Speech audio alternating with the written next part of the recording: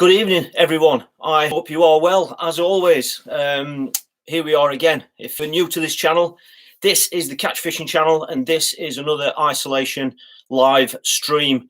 It's currently the 5th of April, 2020, and this video will remain on YouTube, so no doubt people are going to be watching this video in months or years to come, maybe. And, you know, this might be the best way of kind of understanding what we're all going through right now. I hope you've all had a great day. The weather's been stunning again. I've seen loads of posts on social media.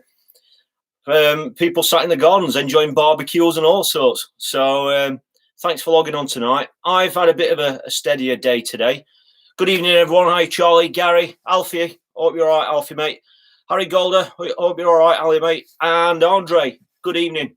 I've had a steadier day today. A bit of information for you. I've been doing some filming and some editing. I've been filming some more series of the Buyer's Guide, which is the new bait series. Been looking at some really interesting products, some products I never knew even existed, some additives and things like that. So I can show you a sneaky peek at those in a little while. But those videos will be getting uploaded right here on YouTube. I've also put some finishing touches to a video for Matrix, and I've had to do some of those niggly, horrible little jobs today, like rescheduling coaching days that I've had booked with people for several months, even going through the summer, because, you know, unfortunately, we just don't know what the situation is at the moment. So in many cases, we've just kind of cancelled them altogether, just because we don't know how long we're going to be in this situation for, do we? So I've been doing plenty of work whilst I've been at home today. So hope you're all well anyway. Thank you for logging on last night. If you didn't see it last night, we had Dean Barlow, England Feeder team manager, join us for a chat, and he was answering some of your questions. So thank you to everybody who got involved in that. And if you haven't seen that, then that is the isolation stream number 3. It's the one from yesterday. So that's still right here on YouTube, and it will stay there for you to view at your leisure. So good evening, everyone. Hope you're really, really well. Just to recap on the social media side of things, I kind of mentioned last night that I maxed out on my Facebook account, and anybody who wants to keep in touch with us through Facebook and Instagram, then please just add my page, and that way you'll be kept in the loop with it. And some people have asked me to write it down for you. Simple as that. Facebook and Instagram. That is the name of the page on Facebook and Instagram. So it's just Jamie Harrison Angling.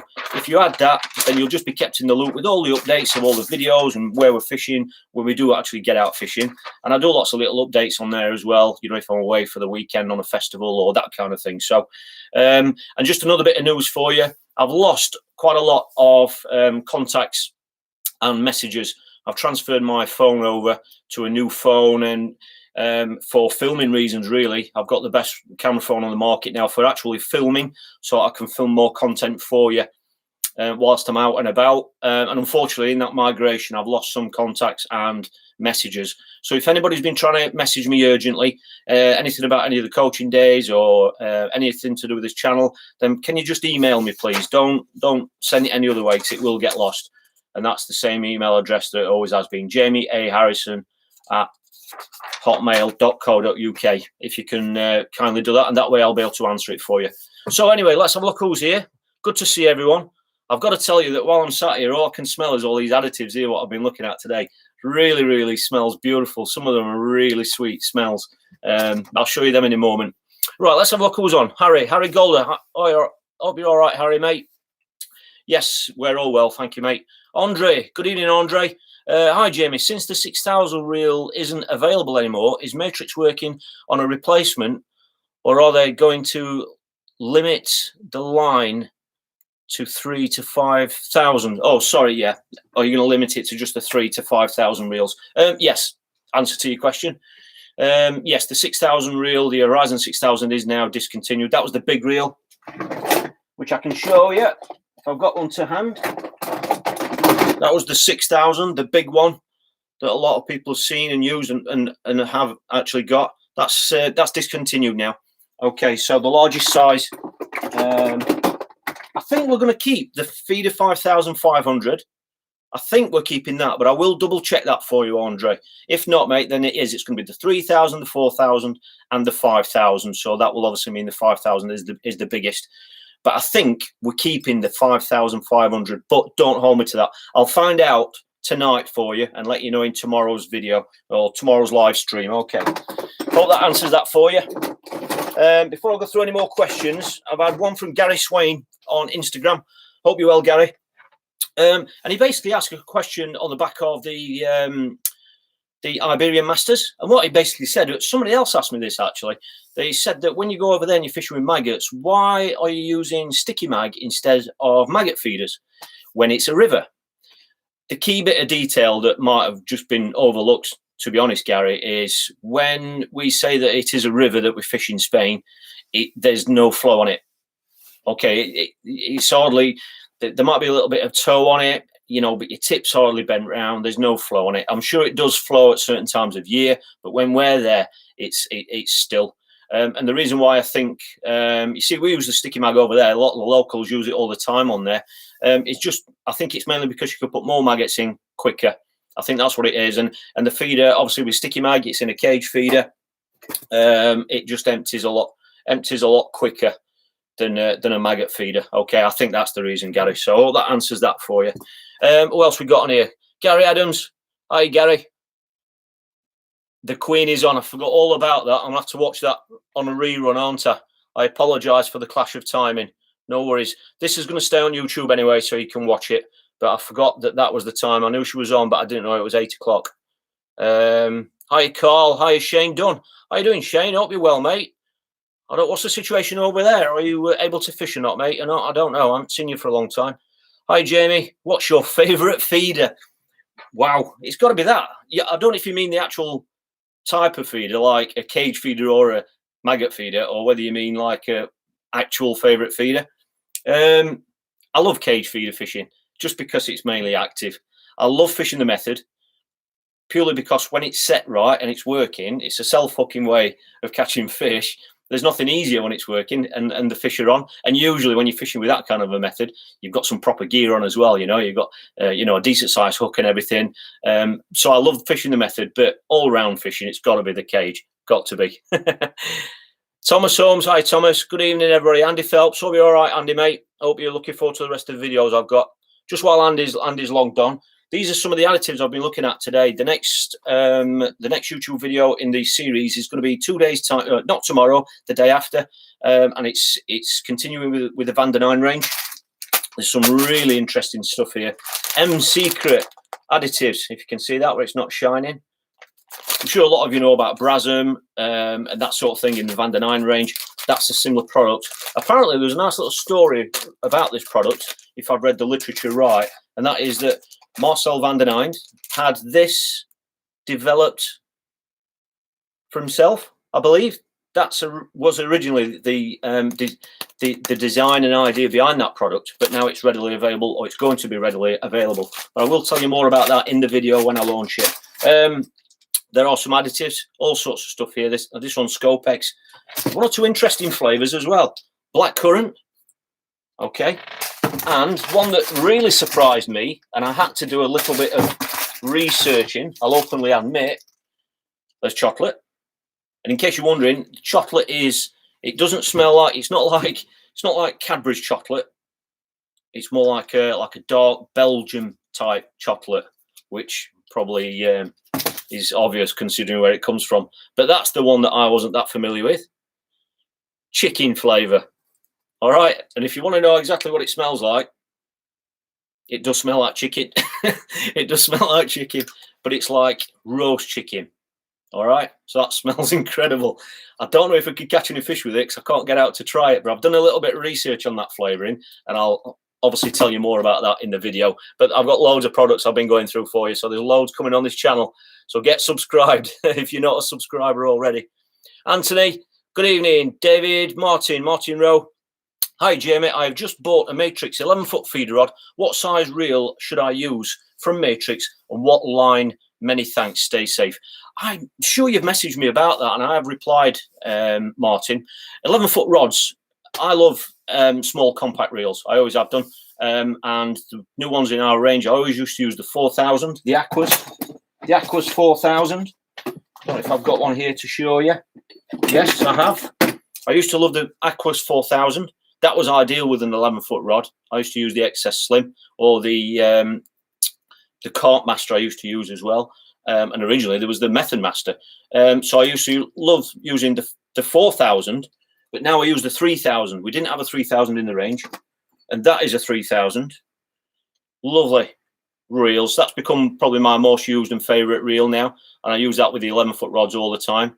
But because that's a 3000 and that's a 4000, look at the size, the actual physical size, you know, and the weight, they're virtually the same. So that's why that was such a good balance with the 11-foot rod. But now I use the 3000. So I use a 3000 reel on or any 3000 reel should be matched ideally with an 11-foot rod. And the majority of the time, Martin, I use 6-pound Horizon line. That's the main line that I use, whether I'm on rivers, commercials, or natural venues. 6-pound. Sometimes you might have to go stronger if you're fishing somewhere that's snaggy, or you might have to use a shot leader. But 6-pound Horizon is the main one that I use. So hopefully that answers that for you, Martin. A bit of an update for you on Dennis White. I know a few people have been asking about him. Dennis White, as some of you will know, he's not been well. And yesterday, in yesterday's upload, this live stream, I just kind of give you a bit of an update that he wasn't too good. The latest update from Tom Pickering, who's been putting posts on Facebook to keep everybody in the loop and just keep them up to speed on what's happening, is Dennis last night thankfully had a much better night's sleep. He actually had some sleep. And he was reported to have managed to eat 2 Weetabix this morning, so he's feeling a little bit better. So I'll keep you posted on how he is as the days go on, as long as Tom is updating us, basically. Okay. Last night's competition. Well done to the 2 winners. I think you both even emailed me. I haven't had a chance to acknowledge them yet, but I'm sure there are 2 emails there from it. If you haven't, please email me to that email address, or just so I can get your address and send the prizes out to you. Thanks for everyone who took part. I didn't realise there'd be quite so many. So I will be running more competitions. I won't be running one tonight, but I will be running them, just bits and bobs out of my own stock, and I have got some stuff as well to give away. So if you're interested in those, just keep logging on at 8 o'clock while ever we're doing these live streams. Video wise, I put one on this morning, and it was all about Barston Lakes. I told you last night I've launched a new series about what kind of tackling kit and approaches, and sometimes baits as well, you need to tackle certain venues. Like it's almost like a venue kind of library of, you know, if you're going off to a venue that you've never been to before, and you just kind of want to know what kind of rod you might need and reels, it's that kind of a thing. So the first one of those was launched this morning right here on this channel. And it's called Tackling Barston. So that's on YouTube for you to watch if you want to take a look at that. I know lots of people have said they enjoyed it, so thanks for that feedback. Tim Baker, hi Tim, hope you're well, mate. Andrew Saunders, good evening, mate. Hannah, I'm glad you're feeling much better. I know you've not been too well, but I'm glad you're feeling better. Glad to hear it. Who else we got on here? Tim Baker, hi Tim. Peter, Jeff Court, hi Pete. Yeah, oh well, yeah, thank you, mate. Martin Fuzz Farrow, hi mate. Val is watching. No cakes, mate. Good evening, Val. I hope you're looking after him, and I cannot wait to get back on the bank. Obviously to see Fuzz, but obviously to have one of your cakes as well. I did have some in the freezer, but sadly we've run out now, so I'll get a larger stock next time. So thank you very much for those. What's everyone been up to? Just please tell me what you've been up to. You can't still be prepping, I know. When we had Dean Barlow on here last night, that was one of the things he said. We asked him, had he been doing loads of prep, and he says no, I haven't. He says because he's expecting this to go on for quite a while, and he's trying to pace himself, because if he does all his prep and everything now, he's not going to have anything to do in a few weeks' time. So hopefully he's wrong about it being a long duration period, but yeah, so he's pacing himself. Christian, hi Christian. Thanks for these great videos. No problem, Christian. While other people are watching and while other people are logging onto these streams, I don't know what people know about these live streams, but they don't generate any money. It might be 30 pence or something like that, even if it gets watched 10,000 times. But I can see how many people are logged on at any one stage as well. And I can see how many likes it gets live as well. So whatever that figure's there and there's people logging on, then that's great. I can do this now, and I know there's people that just want to talk about fishing for a bit, don't they? Certainly during this period. We apply your tips here in New Zealand. Oh, wow. Okay, then. You'll have to tell us more about that. What kind of tips are you using in New Zealand that we're using here? Okay, so I'm gathering there aren't many bream in New Zealand, I gather. I don't know. Maybe the sea bream? I don't know. Let us know. Let us know. Last night we had viewers from Kazakhstan, Holland, all over the place. So if you've got any interesting things about what life's like over there, please let us know. Are you in the same situation as us? Are you still able to get out there fishing? I've got some friends in Germany, and they're actually still being able to go fishing. So they kindly keep sending us photographs of nets of bream and carp, which is great. Thanks. Really appreciate that. But yeah, Christian, let us know what kind of tips you're using in New Zealand that we're using over here in the UK. Clive, John, good evening, everybody. Dutch greetings from Germany. Hello, Anton. Good evening. Getting restless now, William Ward. Yeah, I know, mate. I know. I'm sorry I've clashed with the Queen's time. I didn't realise it. I thought it was 9 o'clock, not 8, but I'm sorry, but you can watch this back. What else we got here? Jeff, Sean. Right, Sean Johnson. What diameter hook lengths? Oh, it's gone. What diameter hook lengths do you use for the baits on a natural venue? We tend to use the same sort of hook lengths. I'm assuming you mean, diameter or strength. Depends which terminology you use. But a lot of the time, if I'm fishing somewhere where there aren't any snags, it's a nice clean bottom, and you're catching fish. Usually, I mean, the big fish on natural venues that I catch are usually bream. Okay, so they're not carp, because the carp are in commercials. We don't catch many carp on natural venues here. It's usually at 011, 013. It really is that simple on a lot of the occasions, and if I can get away with 011, which breaks, depending on the brand that you're using, breaks around 3.5 pound ish. There aren't many venues where you're going to get broke on that from the actual fish itself. But like I said, if it is a little bit snaggy or it's a rocky bottom, then you might want to step up to 013. And I use 011 a lot when I'm fishing for roach as well. So hopefully that answers that for you. Paul Roberts, greetings from Turkey. Hiya, Paul. What's it like over there, mate? Tell us all about it. There's all sorts of things on here. I want to read them. Clean seat box today and grease sparkling. Jeff's cleaned his seat box today. I've seen so many clean photographs of tackle on social media that this last week or so. It's unbelievable. James Atkins. Hiya, James. I think I messaged you about something today, asking how far you were from Boston, I think it was. He's right over here on the east coast of Suffolk. I bet it's been a nice day there today, hasn't it? It's been beautiful here in Sheffield. Sadly, we haven't been able to go out and enjoy it, but at least we're safe and well anyway, aren't we? I'd love to sit and read every single one of these and go through them for you. So as regards to the uploads, we've got one coming on in 2 days' time. This is the additives. There's another upload tomorrow going on to Patron TV, my other channel, and that's about feeder choices. It's a bit more, it's based in here. It's just going through different feeders. I'm going to look, why we select different feeders for different situations. But obviously tomorrow night there will be another 8 o'clock stream like this for you. So if you want to ping any messages over, then comment underneath this video when it's finished streaming. Okay. What else we got here? Carl Turner. Hi, Carl. Hope you're well, mate. Just cleaned all my reels and rods and finished making 100 hook lengths.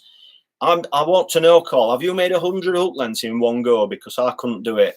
I do about 10 or 15, and I have to put everything down and walk away and go do something else. I've adopted Steve Ringer's trick.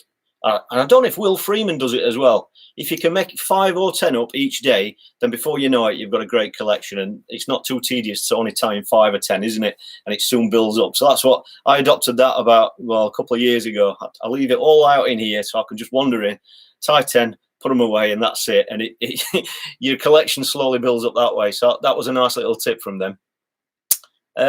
John Smith. Wow. Hi, Jamie. Have you ever used slugs as a hook bait? Are they any good? When anybody says anything to me about using a bait like slugs, it just takes me right back to my childhood. And we're going right, I'm showing my age now, but it goes right back to my childhood when there used to be, or seemed to used to be, lots and lots of chub in this country. We don't seem to see as many now. Maybe they are there and we're just not fishing those venues. I don't know. and that was one of the key baits for catching big chub. You know, the 3-4 pounders on some of these smaller rivers, like the River Nid, like the Yorkshire ones, the River Nid, River Swale, and obviously some of the other rivers further south.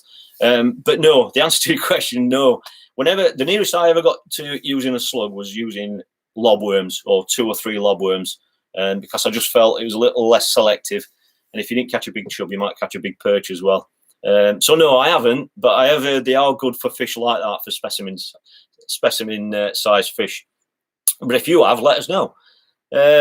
Jonathan, how you doing, Jonathan? Gardening and tying hooks, Jamie, and a gin and tonic. Glad to hear it, mate. There's going to be some immaculate gardens, isn't there, at the end of all this? Frank, hi Frank, are you all right, mate? Regards from Belgium. Are you still fishing in Belgium? I haven't heard anything about there. Are you on some sort of isolation or lockdown? Please let us know, mate. I'm certain and hope you're well. Mark Sawyer had a paintbrush surgically removed. Yeah. One of our directors at work, when he always refers to DIY because he doesn't like doing it, he always says it stands for destroy it yourself. So maybe you can relate to that. I don't know. I don't know many people that enjoy DIY, but at least it's keeping everybody busy. I'm lucky because I can just spend my time producing more videos for you. So, you know, I'm lucky in that sense. Harry, what you got, Harry? Hi, mate. I've just set my box and all my stuff up in the garden today. Could only just remember how to set it up. Yeah, I've seen a few posts on social media. People have had all the tackle out in the back garden. They've set up just as though they're fishing. But yeah, I bet there's a few people what can't quite remember which tray goes where and all that sort of business. Zach. Hi, Zach. I'm in hospital at the moment, and nurses are telling me this will be my last, very least, till September, most likely even longer. Well, I'm not sure what's wrong, Zach, but obviously, you know, if you're not well, then that might be the best place to be. I'm sure you'd rather be somewhere else, but please let us know how you're getting on, Zach. I'm sorry to hear you there, mate. There's lots of people in different situations at the moment, and what we're going through it is putting everyone in the same boat. You know, we're all in it together, and everyone's got different backgrounds. They're in different situations. There's people all over the world in this situation, so at least we've got our fishing to kind of take his minds off it, albeit just watching fishing and talking about it. I'll tell you what, though. I'll tell you something what I have learned. However people get through life without a hobby, I do not know how they do it, because what we're doing right now, people do this every weekend, and I don't get it, but each to their own. Right, who else have we got? We've got 1 or 2 more here. Dave George. Hi, Dave. Lee Smith. What hooks lines should I use for carp and bream, please?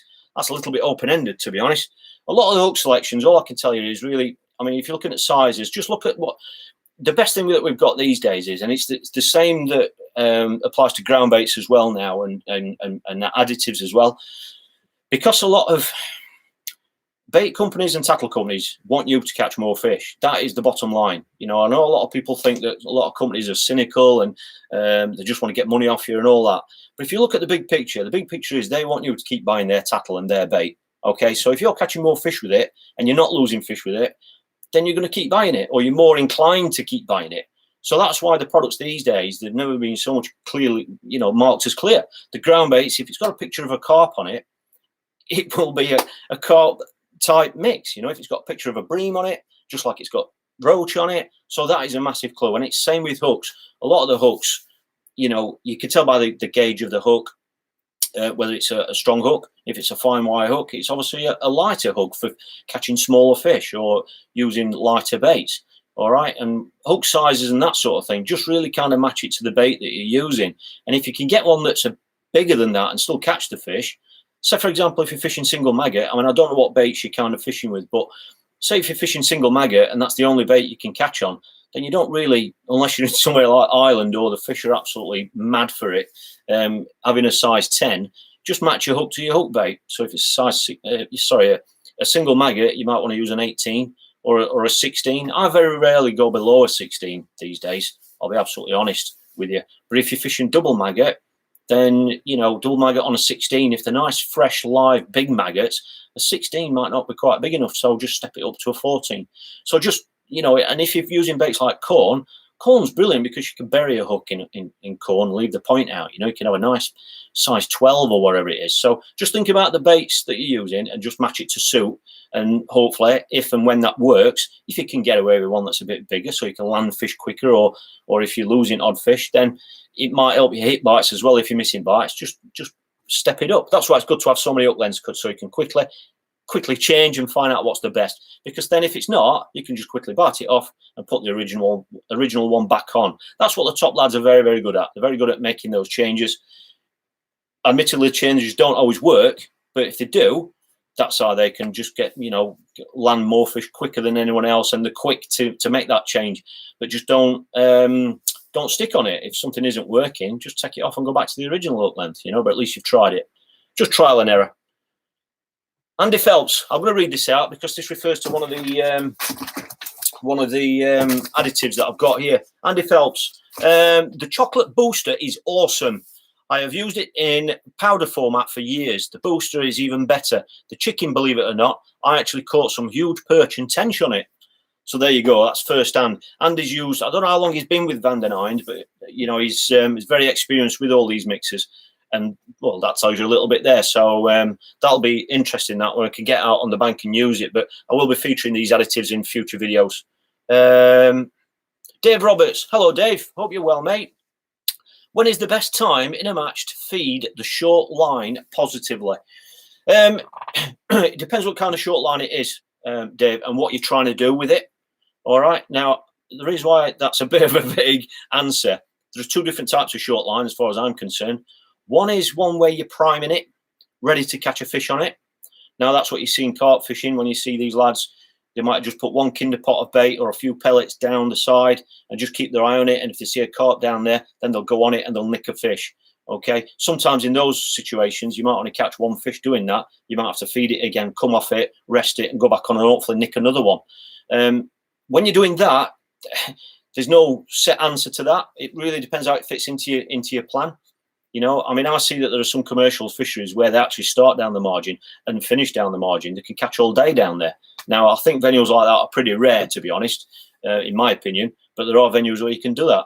So if it's like a carp line like that, you might want to try it from halfway in the match. If the fish are really shallow, and, you know, you might want to try it from halfway where you can just nick one fish at a time and do it that way. The other way that you feed a short line is the way that I mainly feed a short line is if I'm feeding it for later on in the session, where when I do go on it, I'm not hoping to get one, I'm hoping to catch 10. And that is the kind of line where you put a volume of bait in, mainly ground bait, and you're hoping that the fish are going to be settled on it and grazing. Okay, so there's two different sorts of short lines. I'm not sure which one you refer to, but there's certainly the second one. I mean, I don't do so much of the first one anymore. I haven't really pole fished on commercials now for 6 years or so. But the other scenario is you've got to think about how many fish you're targeting. All right, and when I say that, I mean, prime example of this, right, is when I go to Larford Lakes, if I put a short line in on Spessy Lake, even in winter, even when I fished the Silverfish festivals there in February, I've still had days on there where I've won. In fact, I won the match. The last time I won the festival, I won the match on day 3, and I think I had something like 16 or 17 bream on that short line. Okay, so that's obviously quite a big number, but I didn't touch it for the first half of the match because when I did go on it, I wanted to give it long enough for the fish to be settled on it grazing, because if they're grazing on it, hopefully they're a little bit settled. And it, you know, if you go on it too soon, you can nick one, and that one might have been the only one there before the rest have arrived and started feeding. And if you nick that one, that could disturb the rest of the fish. And it's amazing how many times that can happen. If you go on it too early, you'll nick one. You might get 2, you might even get 3, but then that's it. It goes dead. So you come off it to rest it again, and it never gets going again. Whereas sometimes the longer you leave it, the better it can be. But obviously the issue with that is if you leave it too late, say if you leave it the last half an hour and it goes around every cast, well, there are only a certain number of fish you can catch in half an hour. Okay, so if you'd gone on it with an hour to go, you might have caught for an hour and caught even more. All right, so just it's one of them that you've got to monitor very, very closely, because on the flip side of that, on the days when it's hard, it's like I fished at Hallcroft last winter, and that short line, you weren't after 12 or 14 fish because it wasn't fishing that well. It was fishing hard. You were some of the sections were fishing that hard. You need 10, 12 pound to win the section. You were literally only looking for probably 2 fish on that short line, or maybe 3 if you were lucky. So obviously 3 fish you can catch in the last half hour. So, you know, certainly on one occasion, I could afford to leave it until the last 40 minutes, half an hour without even trying it really. So that, you know, leave it as long as possible because I thought I only need 3 fish. And on one occasion, it worked perfectly. You know, I left it till the last 20 minutes and I got 3 in the last 20 minutes. And that's all I needed because it was fishing hard. So it's a bit kind of just read the situation that you're in and just be aware of what's happening around you. That's all. So I hope that answers that for you without being too vague, hopefully. Graham Nash. Hello, Graham. Hope you're well. Hello, Jamie. Been a horrible day down here in Hampshire. I didn't think you ever had horrible days in Hampshire. Sun hasn't stopped shining all day. Temperatures up to 20 degrees and we're stuck indoors. Miserable. Well, at least we're safe and well, mate. As a lot of you will know, my dad, he's 85 now. And I've obviously asked him about this situation and he's obviously been sensible about it all. But he says there is one thing that is different from other hard times like this. And he summed it up by saying, well, at least they're not dropping bombs on us. So I suppose that puts a certain flip on it, doesn't it, when we've just got to sit and watch TV. So, but there we go. Well, hope you all right, Graham, mate, and I hope we're back out on the bank soon. Gary Barrett. Hi, Gary, from Ireland. Hello, mate. I'm not sure if we're going to get over there this year, but hopefully we will. How do you stop fish spooking your short line when playing fish through it from a long line? The easiest and quickest way to get around that is basically just offset your lines.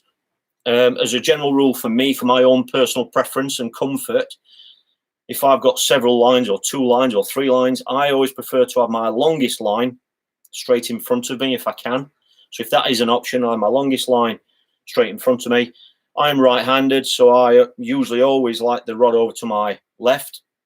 So if I'm going to offset a line, I will have it to the right, just for comfort and reading bites and everything. So that's the ideal scenario. So that, I mean, that's the first thing is just offset the lines if you can. Some venues, the pegging's so tight and you haven't got enough room to do it, so you can't do that properly. But if you can, and that's all it is really. Just think about where you're positioning your lines. You know, sometimes you haven't got the options. If it is tight pegging, then you might want to push your longest line just slightly to the left, so that there's even more space away from this you know, your shorter line, because you've got to think about the way that you play fish as well. If you play fish that way, then obviously you're going to be bringing the fish over that way, aren't you? Okay, just like if you play fish that way, you're going to be bringing them the other way. So just think about how you position and how you play your fish. Chris Jones in New Zealand, and it is very hard to get commercial ground bait. All right, okay, Chris, I had no idea about that. Is that because there aren't commercials? I gather there aren't any. I know in 1 or 2 countries they are springing up a little bit. They've got a little bit fashionable, but I dare say they're not over there. So we make our own crumb and fish meal. What would you add for tench and rudd? You pick probably the 2 species that I no longer fish for or very, very rarely come across, to be honest. A tench, I mean, whenever I've caught tench, I've caught them on breamy type ground baits, on sweeter ground baits. You know, like when I used to catch tench, I used to catch them a lot on the Stainforth and Kidby Canal as well. At Kroll, depends how you pronounce it, Bonnie Hale. And we always caught them on the Brasm type mixers, you know, like the bream mixers. And we weren't really using fish meal then, or I wasn't anyway. So I would go down that sort of avenue. You might want to put some, I mean, tench, I don't know what they're like over there, but tench love corn as well. All right, so you might want to crush or liquidize some corn to put in that mix as well, and use the juice from the corn to give it an added bit of boost. That's if they like corn. And the rudd, if I was ever going to fish for rudd, I wouldn't use ground bait, because whenever we've caught rudd before, it generally means, you know, they're all up in the water. You catch them up in the water, you're either fishing for them with a waggler or a pole, with bait falling through the water, and it's nearly always, well, it's always loose feed. So that's what I do. But you'll have to let us know how you get on with that, mate. Gary Adams. Hi, Gary. What's your favourite distance to fish as a main line, and what is your go-to short distance? Distances and ranges. I mean, we touched on this briefly last night. I'm going to make this the last question because I want to answer this one properly. But distances, we don't talk so much about distances on deeper venues. Okay, on deeper venues, we've found, or in my experience and what I've seen and witnessed, is that the depth is more important than the range. Okay, so it's if you've got faced with a peg with different depths, then usually it's best to target 2 different depths, okay, as opposed to range. So if there's a depth that the fish are in, for example, say it's 10 feet of water, if it's a deep reservoir, you might have 10 feet of water at 6 meters out. Now, if that's the depth the fish are in, then that's where you would fish. The only time you would go against that is if the water's gin clear and the fish move further out. So, you know, it really depends on that. And, you know, when you're looking at places that are not, they don't have differences in depth, like Southfield Reservoir, prime example, it's that deep everywhere. So you aren't looking for fluctuations in depth because there aren't any. You have to pick lines to fish there.